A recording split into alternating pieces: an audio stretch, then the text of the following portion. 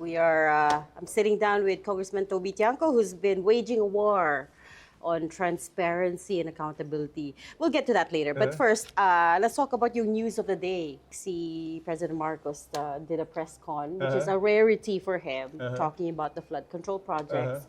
One of the most striking slides for me there was yung juxtapose niya yung most flood-prone provinces sa the ones that get the most number of projects. Wala doon yung Metro Manila sa provinces that that get the most projects.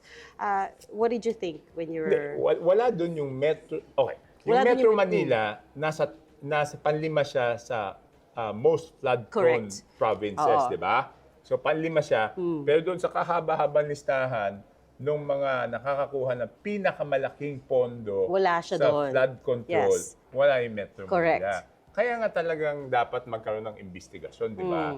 Bakit linalagay yung mga flood control na pondo doon sa mga probinsyang hindi naman kasama sa pinaka-flood prone o pinaka-binabaha? Hindi lang Metro Manila yan, no? Kahit yung iba doon na nahandun sa flood prone, hindi sila kasama doon sa nakakakuha ng pondo.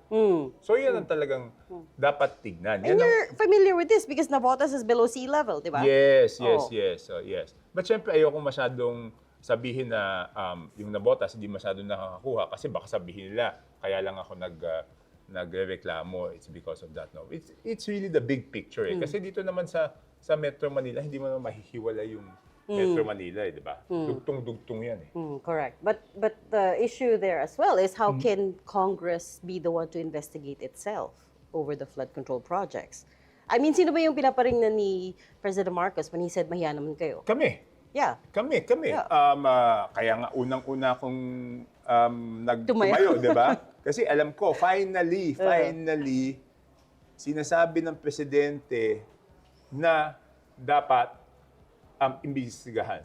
Finally, meron tayong Presidente, nandyan si BBM, kauna-unahang Presidente, na nagsabi dapat imbestigahan ang flood control projects.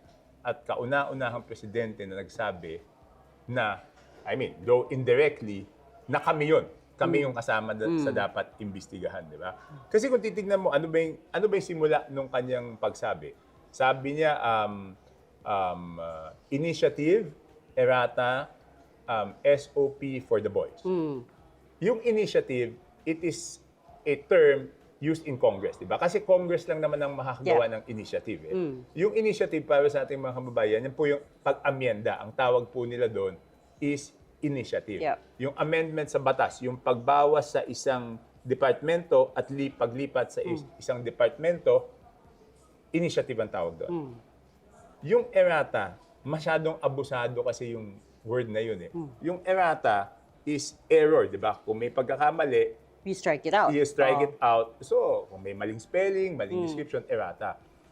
Yung abuso doon sa small committee at saka doon sa BICAM, lahat ng bagong proyekto na wala sa NEP, pinapasok nila na errata. So, magtataka kabit ang dami-dami, puro errata.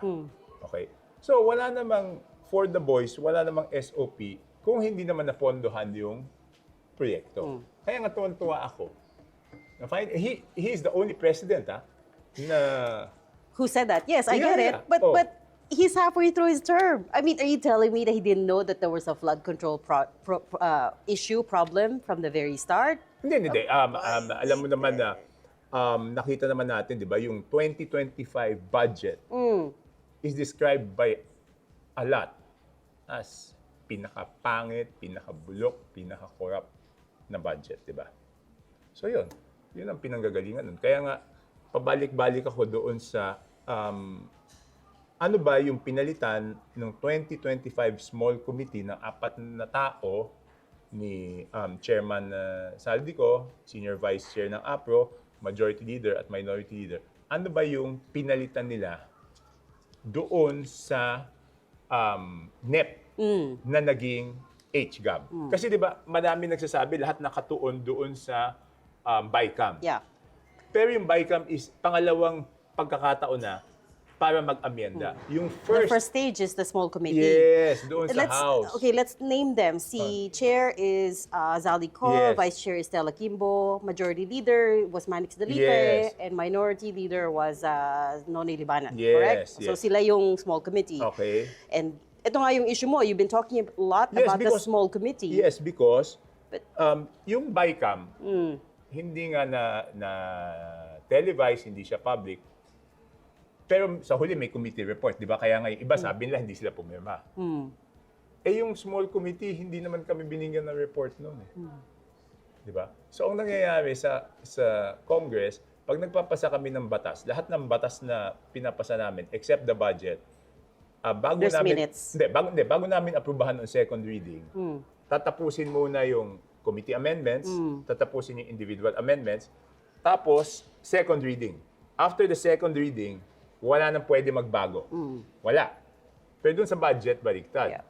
Ang nangyayari, committee amendments, then mag-motion to form a small committee, at yung individual amendments, sila na lang ang magde-decide. So, aaprubahan namin on second reading, pero pwedeng palitan nung small committee. So, Yeah. parang binigyan mo But sila you know, ng blanket authority. I have to point out, hindi naman inimbento yung small committee at the last Congress. It wasn't an invention. okay. It's been a long-standing congressional practice, right? And I think, if I understood correctly, yung rationale for the small committee is so you don't hold up the plenary.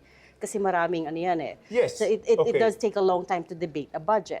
Yes, So- it's so- good that you brought this up kasi noong first term ko as congressman in the 15th Congress, 2012, for the 2012 House General Appropriations Bill, I already questioned the procedure. Ang sabi ko noon, kasi 'di ba yung ano doon, yung certificate of urgency, 'di ba? Eh, ang kapal-kapal nun, paano ko naman babasahin ng ganong kabilis? And there were other issues. In the 2014 HGAB, I also questioned. So, on the record, even in my first term, I was already questioning the procedure. Kaya lang, after the 2014 HGAB, wala na, sumuko na ako kasi mag-isa lang ako, independent rin ako nun eh. So, lagi lang ako matatalo sa botohan. So, just for the record, sinasabi ko kung bakit ako hindi pabor. Di ba? Pero ngayon, iba yung sitwasyon, kaya may pag-asa. Kasi presidente na mismo ang nagsasabi na dapat may pagbabago doon sa budget. Yeah. At saka, di ba, kaya ang pinakamahalaga dito na maintindihan ng ating mga kababayan is yung sinabi niyang ibabalik niya. Kasi, tingnan natin yung history. Yung nangyayari is yung flagship projects, yung malalaking proyekto, nilalagay nila doon sa ang program, tatanggalan nila ng budget, tapos ilalagay nila kung saan-saan. Yeah. Yun ang hindi maayos, di ba? Hindi rin okay yung reenacted budget, ha? I No, have to that's- say, yes, it's not- going to put a lot of programs in jeopardy. Yes, but ang basa ko doon sa sinabi niya is because baka yun yung dahilan. Kasi di ba binabati ko siya, remember nung una, ang sinisisi muna is yung House. Then nagkaroon ng BICAM, ang sinisisi na yung House tsaka yung Senate.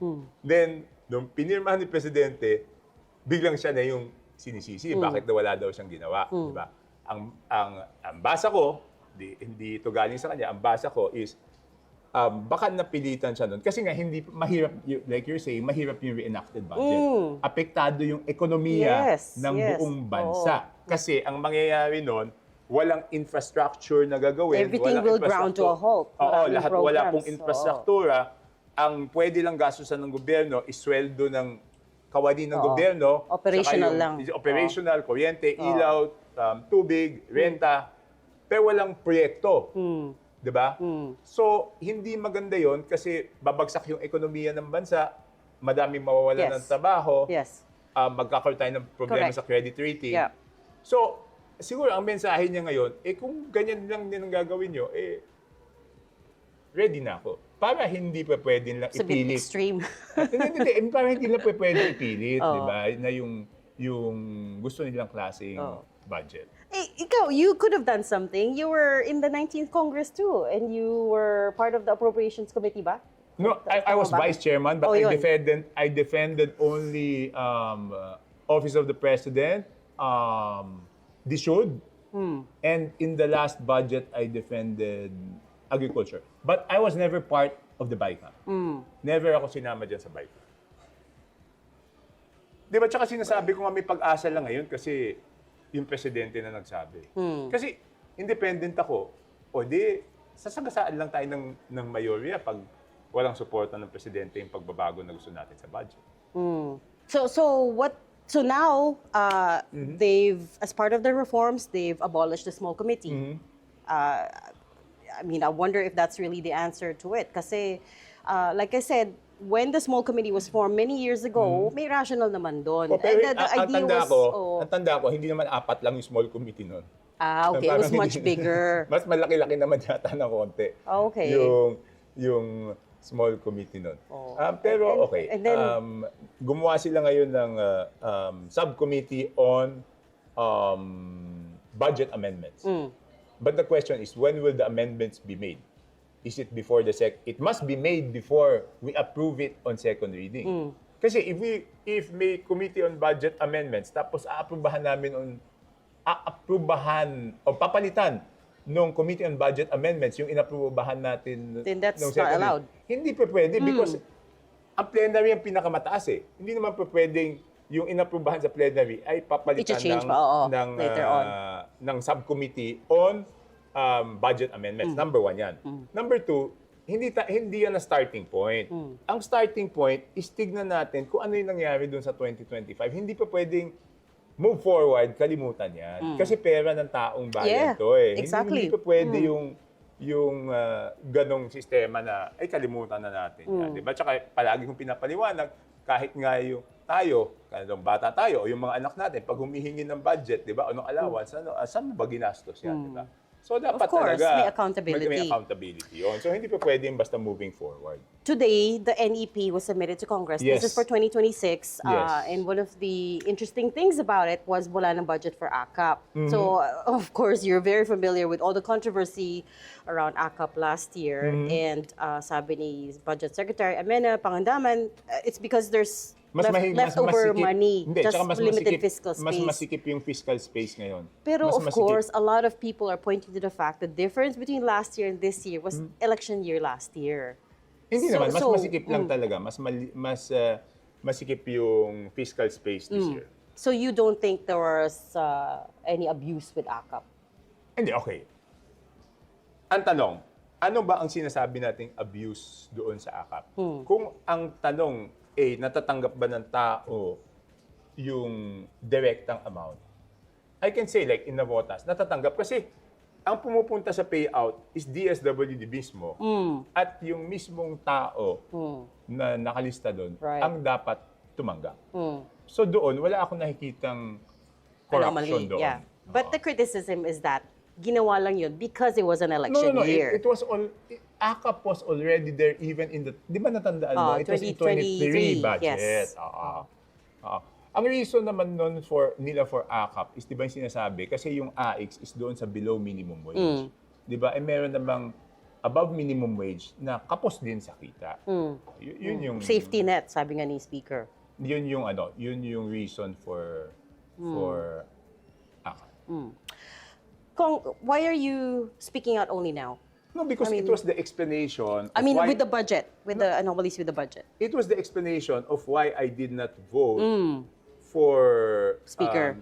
Martin Romualdez as Speaker. So sinabi ko noon na hindi ko na siya pwede iboto na Speaker dahil nga doon sa nangyari doon sa 2025 budget, di ba? Because by command responsibility, di ba si Saldi ko ang chairman ng Committee on Appropriations, siya yung Speaker noon. So, di ba, dapat may responsibilidad rin naman sila doon sa budget na nangyari doon. Ang primarily responsible doon is really Zaldico. So that's all it is. You don't have an axe to grind with these gentlemen. Kasi may mga nagsasabi din na baka personal because maybe you want a speakership or maybe it's something else. Maybe you have a different motivation. Hindi, okay. Ako lang ba ang nagsasabi na masama yung budget? Di ba lahat naman ng ng tao sinasabi na masama yung budget di ba? Hindi lang naman ako yan. Kahit hindi na ako magsalita, madami pa yung nagsasabi na masama yung budget, di ba? So, yun yung dahilan. Okay. So, since we brought up the speaker, let's talk a little bit about the personal relations. Okay. How would you describe your relationship with House Speaker Martin Romualdez right now? We haven't, the last time we've seen each other was during the sauna. We haven't bumped into each other. 3 weeks ago. Yeah, in the last 3 weeks. Okay. Tsaka hindi na ako nagpupunta doon sa speaker's office.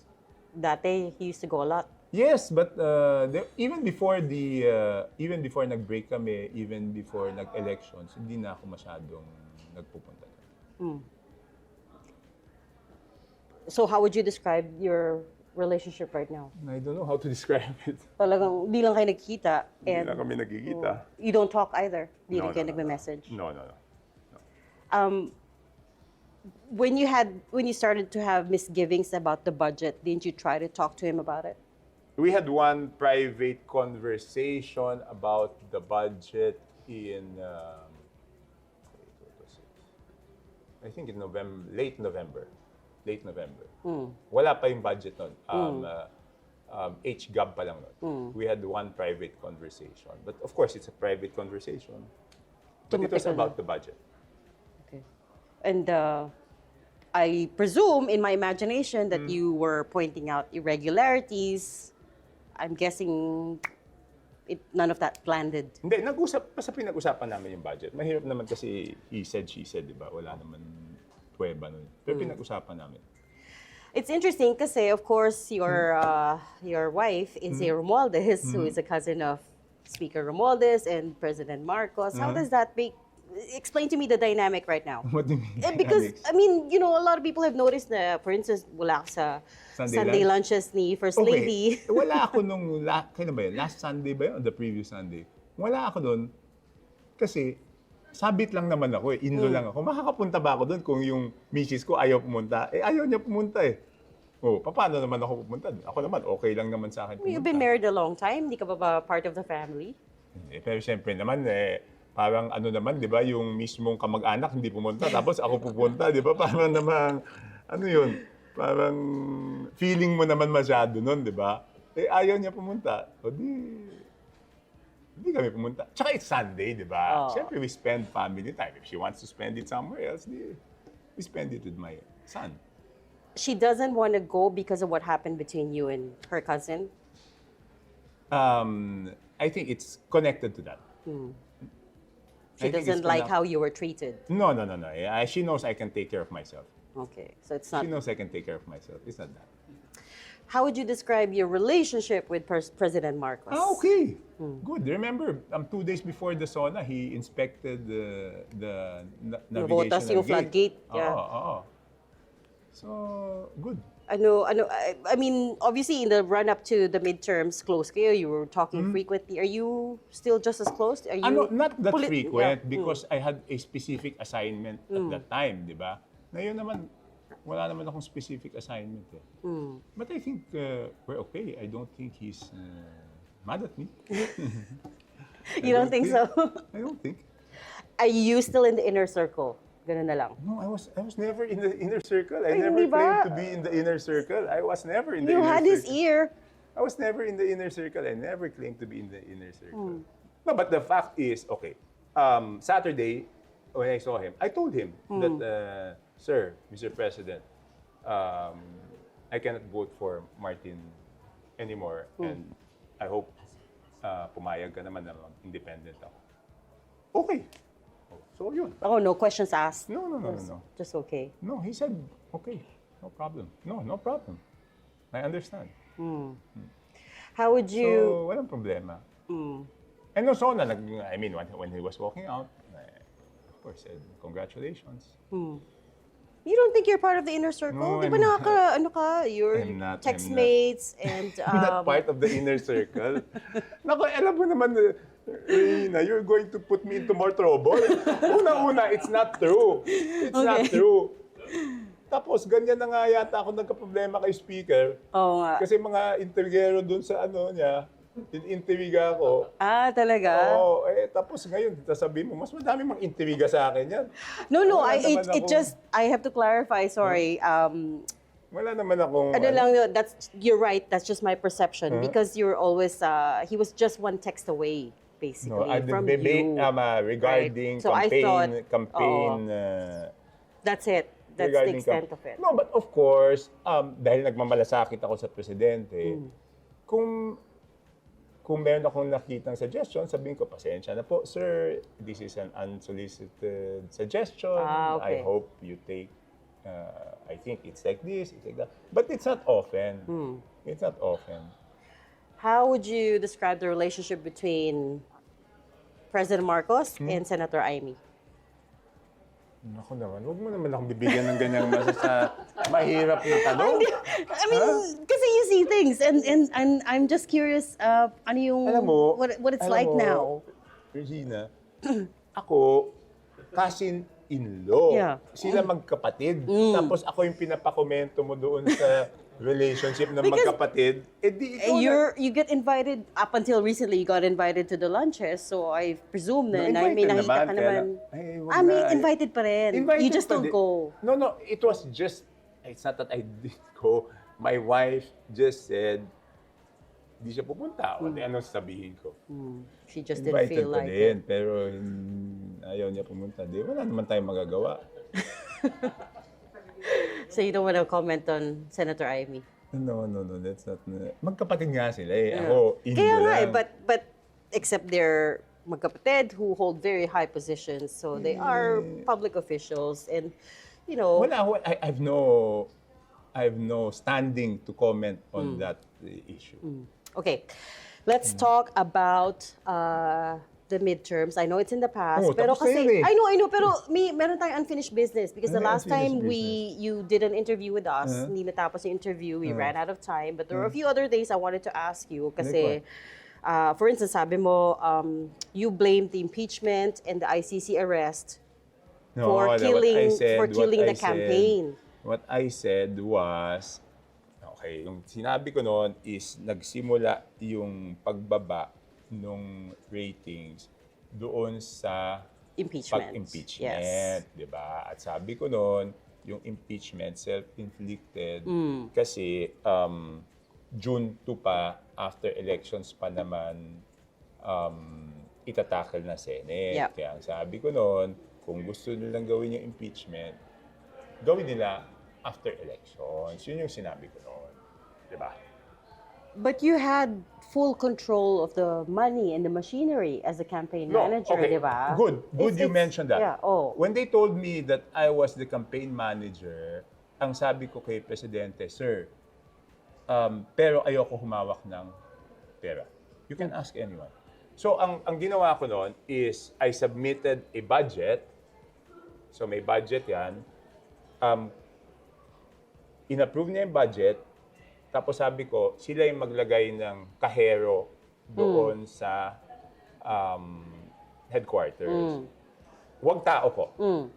So, doon sa approved budget, ang authority ko lang is when to release what was approved. Nothing else. Very sensitive ako sa ganyan. Ayoko ng ano. Sabi, ayoko ng ganyan. Hindi ako hahawak ng ganyan. Walang walang ano dun eh. Walang accountability doon eh. Di ba, mamaya ako pang pagbintangan. So how much in the end did you spend? Ano? Yung alyansa? How much Maliit in the lang. end? Nandun naman sa sa Comelec. Maliit lang. The budget, they're inventing figures. Wala namang ganun. Wala namang kaming ginastos na ganun. Di ba you also didn't go to Mindanao? Because Yes. hindi na kayo nag-sorties doon. Yes. Because you said the sentiment against the Alyansa candidates What I couldn't was say so at negative okay, already. what I couldn't say at that time, that I can say at this time, is yung mga local candidates namin doon, ang nagsasabi huwag kami pumunta. Kasi madadamay sila.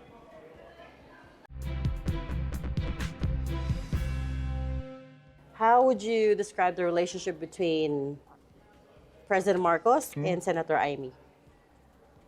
Naku naman, huwag mo naman akong bibigyan ng ganyang sa mahirap na tanong. I mean, kasi you see things and I'm just curious, ano yung, Alam mo, what it's alam like mo, now.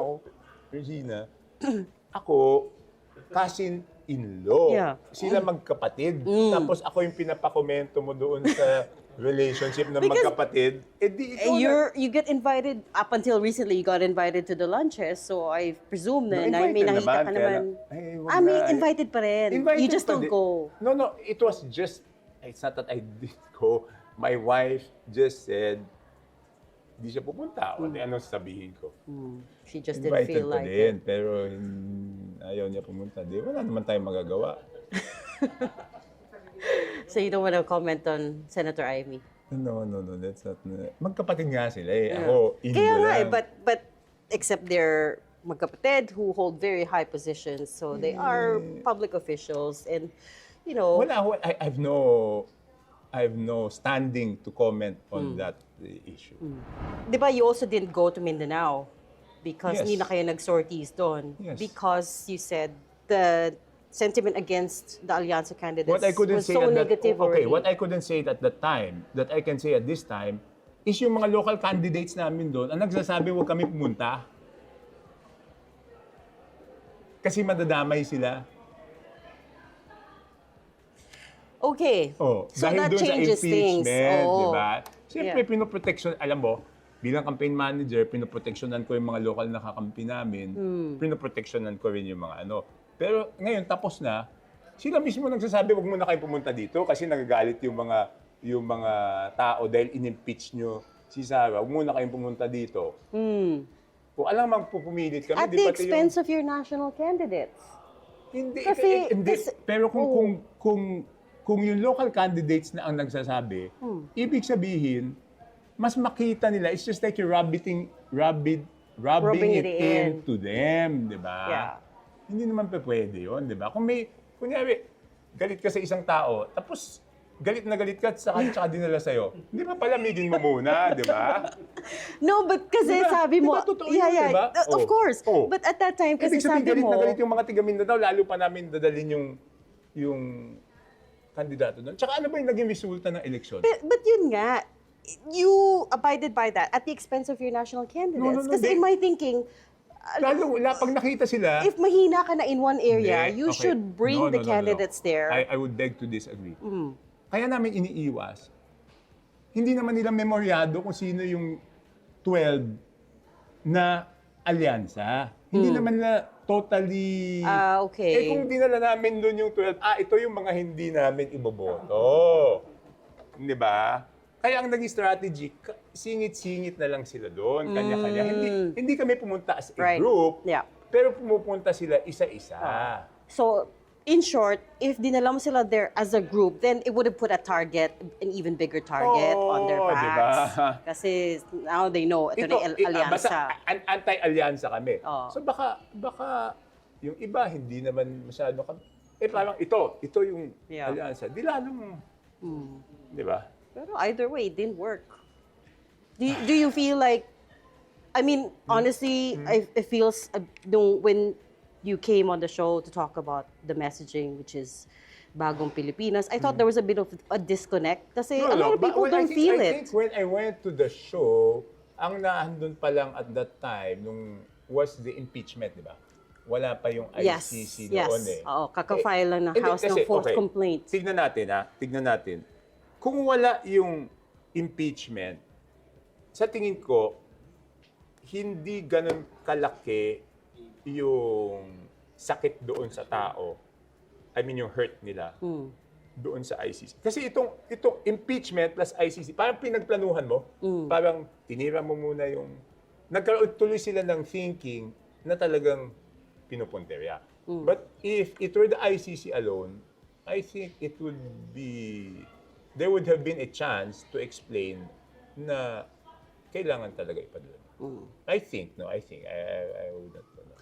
But ultimately, survey after survey showed people were concerned about economic issues. Yes.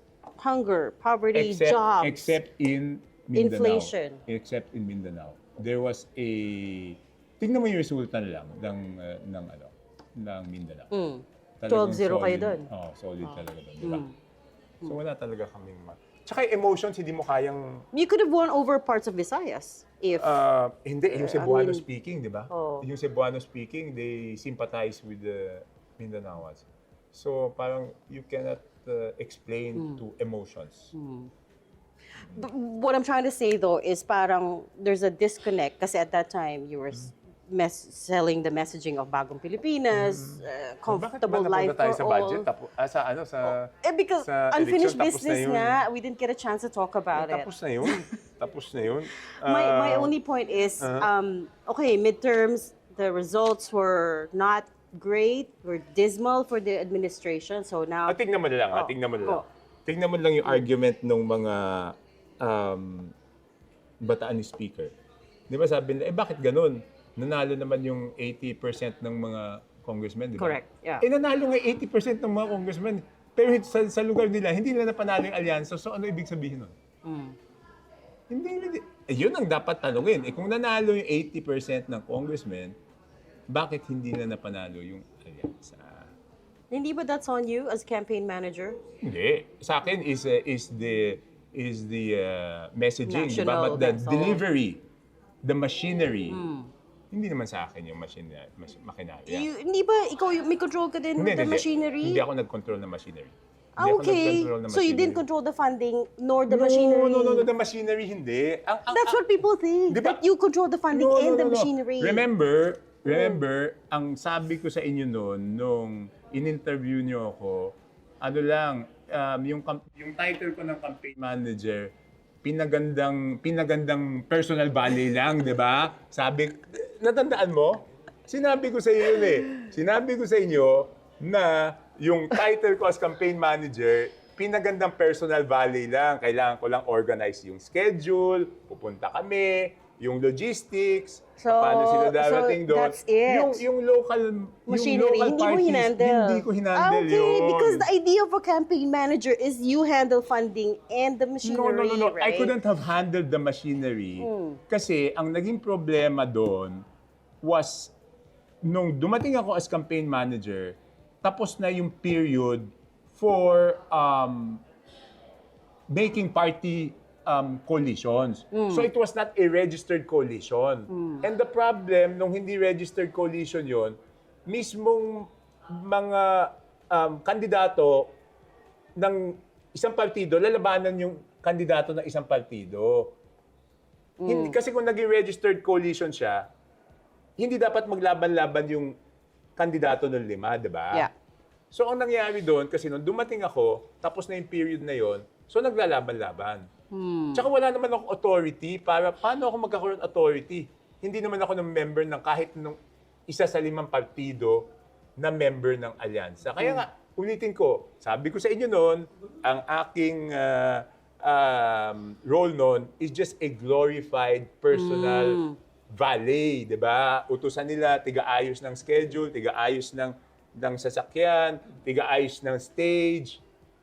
Yun I lang. thought you're just minimizing your role. So ultimately, you don't feel like you had major shortcomings as campaign manager. No, of course, hindi naman ako perfecto. There were learnings, di ba? Pero ang sinasabi ko, number 1, funding, hindi ko hawak. Number 2, local machinery, hindi ko hawak. Yun lang. Which are the 2 biggest things for any campaign manager. Diba? I mean, if you are really looking at it holistically. So ano yung lessons? What was your biggest lesson? I'm sure marami kang, in the aftermath of the midterms, I'm sure you realized a lot of things you could have done better, but what was the biggest? Hindi, secret ko na yun. Kasi learning ko yun di ba? I also want to know. Ay, hindi pwede. Di ba, learning ko yun Feeling ko Siyempre, messaging Siyempre, yung learning ko is something that will help in the future, di ba? So, secret ko na yun. If I were to guess, I would say the messaging did not connect. Messaging. Kasi you kept saying Bagong Pilipinas and, and how could you talk about Bagong Pilipinas when everything's the same? People's lives are hard, maraming economic issues, it's the same candidates running. We should have been able, maybe I should have been able to do that messaging better. But it's more difficult. I think, because as part of previous campaigns, it's more difficult to do messaging for 12 candidates. It's easier to do messaging for one candidate. Of course. Kasi di ba parang, Of course. okay, it's, kunyari, presidential, isa lang yung message eh. Di ba ito may kanya-kanya silang strengths, parang, di ba? May kanya-kanyang silang strengths. And they will insist on those messages. So ang trabaho ko lang noon, you can ask the candidates. Ako lang yung mag-aayos ng schedule, masisigurado yung sequence, masisiguradong efficient use ng oras nila. Logistics. Oh, Yeah. yung logistics. Eh, kasi kayo lang ayaw nyo maniwala nun. Oo Sinasabi nga. ko na I mean, glorified in lang my ako. head, I was like, how could you only be doing that? Kasi nga, campaign manager, even in the States, it's like whoever the campaign manager is Glorified. holds the purse strings. No. And And controls the never. machinery. I will never agree. I will back out if they will insist that I hold the funds. Kasi nakita ko na yan, puro ano yan eh. Puro problema lang yan. Because the funds will never be enough. Of course. Hindi, kaya Of nga, course. di ba? So, mas mabuti, pina-approve ko yung budget. Oo. Tsaka yung budget na yun, kung makikita mo, kahit yung period of release, strictly approved yun. So, it's just, okay na, pwede, ito, pupunta tayo doon sa lugar na yan, yan ang ano. Yan lang. And it was, yun ako. these are all filed with COMELEC. Yes, of course. Tsaka yun, that's my double check ko. responsibility is to make sure that we follow COMELEC regulations, yung mga deadlines, sinusunod natin. And I had a very good campaign team. So I was just working with the team. I had a very, very good campaign team that really did things efficiently. Right. Thinking of next elections, who is the heir apparent? Of? President Marcos. Wala nga ako sa either circle. Bakit ako Hindi mo alam. tinatanong mo? But who do you think it should be? I don't know. I'm not thinking about it. I'm not thinking about it. Talaga? Yeah, because, Because he's it- entering his lame duck years, so-called lame duck years in a couple of years or so. Ano na? 2025 na, yeah. I'm not thinking about it kasi wala, hirap naman talaga, 'di ba? In the past history, biglang yung hindi naman natin inaasahan, 'di ba? Yun ang nagiging presidente. True. 'Di ba? True. So, simulan mo dun sa 2010 tapos 2016, 'di ba? Ganun eh. So, What about in Congress? Now you're with the so-called independent bloc and this is not the first time, na nag-independent Oo, ka. nung first term ko in Congress, I started with the majority and then nung nanindigan ako sa Corona impeachment, Oh, yeah. nag-resign ako noon, hindi ako tinanggal. Out of delicadeza, I resigned from the majority. I became an independent from 2011 up to the end of the term of Pinoy in 2016. And in 2016, Binay lost. So they were getting me to be part of the majority. But again, out of delicadeza, my presidential candidate lost. Hindi ako sumama. But At tapos ngayon, nanalo si BBM.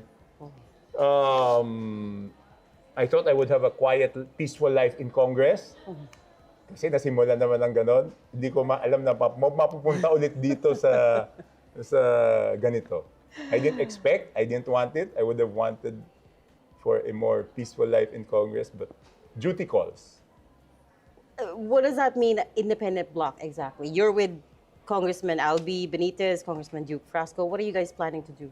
Anong role ninyo in the 20th Congress? Yun yung support. Number one, support pa rin the programs of the President. Nag-usap kami. Ngayon talaga kasi wala kami pag-usapan from now until first week of October kundi yung budget eh. So Yeah. we really have Exactly. to concentrate on the budget. Tsaka yan naman yung pinaka-importanting batas Yeah. na pinapasa natin taon-taon. You're gonna be scrutinizing everything? Hindi naman kaya scrutinize everything, di ba? Well, I mean, as much your staff. as we can. Hindi kaya yun. Ang kapal-kapal nun. As much as we can. As much as we can. Outside of the three of you, what's your relationship like with the rest of the Congress? Good, with your good, good. colleagues? You know Hindi naman, naman hindi naman nagbago after you started coming out talking about the problems in the budget? No, they tell me naman. They just tell me. Hindi naman kami makasalita eh. Alam naman namin yan eh. Oh, really? Alam naman namin yan. Hindi lang kami makasalita. Because? Eh, di ba? Di ba? Okay. Di ba sinabi ko na hawak ni Speaker yung pag-approve, disapprove nung mga soft, AIX, AKAP, tupad, at yung pinaka-importanting guarantee letter, yung tinatawag na MAIP. So, pwede yung ipa-hold. Eh, di ba, mapaparusahan yung constituents mo. So, it's difficult, di ba? Mahirap talaga. Are you telling me you didn't get that? Yung so-called 777? No, sinasabi ko, since ngayon, Kasi hindi na you ako good spoke boy. out. Oh. Hindi na ako good boy. So, pwedeng ihinto yan. At saka meron ako nakitang mga hininto Oh.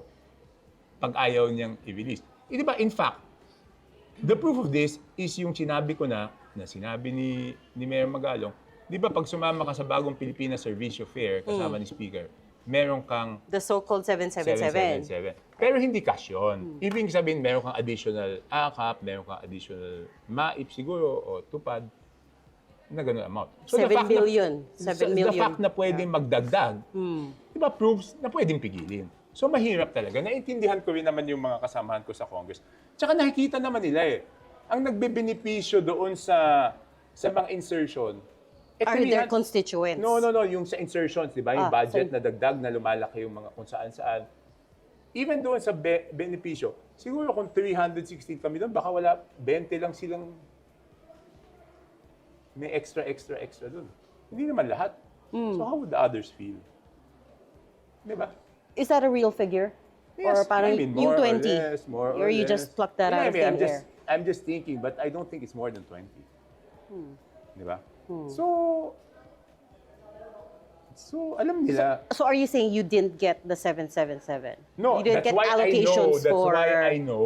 Because I AIX, just, AKAP? no, meron ako. Oh. Meron ako. Kaya nga alam ko yung 777 kasi sumama ako. 2 beses lang yata ako sumama, ang dami nun eh. So, 2 beses na ako sumama. Nagka 777 talaga ako. So, alam ko na pag sumama ka. Hindi naman binawi after you started speaking out. Hindi pa naman. Hindi pa ako nagpe-pay out after elections eh. Ikaw naman, kinabahan tuloy ako. Check ko mamaya. Kung hindi na pwede. Kung you still have the allocation. O baka check mo naman and then let me know. Hindi. Pag binawi nila yan, talagang mas grabe away namin. Hindi na babawi because most of the budget's been disbursed. No, Pwera lang no. sa 80-something billion that President Marcos No, that's yung held back. 84 billion 84. is infrastructure projects na pinasok doon sa BICAM. Yung sinasabi ko is kung yung hihintuin yung mga natitira kong tupad, MAIP, guarantee letters. But so far, hindi naman. Hindi naman. Okay. Hindi naman, in fairness, hindi naman. Last question, we've run out of time. What are you looking to do on the 20th Congress? What are your hopes? What are your goals? What do you want to achieve? No, first, gusto ko malaman talaga kung ano yung nangyari doon sa 2025 budget. Dapat transparent. The transparency starts hindi dito sa 2026 budget. Kasi kung dinescribe na yun na pinaka-pangit, mangled budget, di ba dapat yun ang pagsimula namin? So transparency starts with looking at the 2025 budget. What exactly are you asking for? Wala nang minutes of the meeting in small committee, right? So what is there to show? Paliwanag nila. Sinong may alam kung walang minutes yun? Paano binawasan yung isang ahensya at dinagdagan dito? Sinong may alam? Then that turns into a he said, she said kasi you're... Hindi pa pwedeng itanggi ng Committee on Appropriations chairman yon. Ibig sabihin, kung siya sasabihin niya, hindi siya yung nagbawas nagdagdag, sinong gumawa? Ibig sabihin, magic, pinapalitan yung budget, wala sa kanilang 4 ang gumawa? Merong gumawa nun. Alam naman siya yung chairman, hindi niya alam kung ano yung nangyari dun. So, yun yung starting point. It's a necessary starting point. We cannot jump to the 2026 budget without knowing what fully happened doon sa 2025 budget. And when we say what fully happened is yun, yung amendments. Ano ba yung binawasan? Ano ba yung dinagdagan? Kasi di ba, at least dun sa BICAM, alam natin kung ano yung binawasan. Di ba, binawasan yung PhilHealth, binawasan yung... Pero who asked for what, hindi namin alam because the media is, shut Hindi ko off rin alam from yun. this. Yeah. Pero at least alam mo kung ano yung binawasan. Oh, yeah. Eh dito, hindi nga namin alam kung saan nagbawas para I mean, kung bubusisiin, di ba, ang hirap naman gawin nun. Bakit di na lang nasabihin? O tsaka bakit ito yung mga pinondohan nila? Di ba, bakit ka nagbawas doon, bakit mo ito pinondohan? So, yun, kailangan yun. So, yun specifically, that's what you're asking for them to Yun yung starting acknowledge. point. Yun yung starting point. And then, We cannot use the 2026 budget to sanitize the sins of the 2025 budget. yeah. Hindi pa pwede yung, okay, dito, galingan natin, gandahan natin, para pagtakpan natin Yeah. I agree. yung 2025 budget. Tsaka Okay. yun na nga, di ba, yun, sinasabi nga ng Presidente, mahiya kayo, di kasama kami doon sa iimbestigahan. Congress yun. He was alluding to Congress. Di To ba? the lower. Kami yun, di ba? Oh. I mean, Congress. So, kami yun. But did he have people specifically in mind? Hindi ko alam. I'm just thinking na kami yun. Eh kasi sino ba yung nahandun sa loob ng Congress? Exactly. Tsaka yung simula is initiative, maya naman kayo, initiative, errata. O, di kami yun. Ibabalik ko sa inyo yung budget. Yeah. Kami yun. So simula, tsaka dulo, kami yun eh. Right. O sino pa tinutukoy nun? Hindi kami. Okay. So paano namin imbestigahan? Di ba ngayon they're conducting investigations? Oo. Paano namin imbestigahan yung sarili namin? That's why it can't be Congress who does the audit, the investigation. Yes. Hindi rin It pwede should not be... Technically, it shouldn't be DPWH either because I mean, yes. ultimately they were in charge of these projects, Yes, right? but the starting point again is the funding. Yeah. No money, no corruption. Di ba? No budget, no SOP, no for the boys. For the boys, it's a term that gets bandied around Hindi ko alam loosely. yun Ano lang. ba talaga yun? Hindi, yun lang, it yun lang goes kasi- to, I know it's like parang share Hindi distribution. ko alam po yun yung tawag na term, pero yun lang kasi ginamit na term ni Presidente, di ba?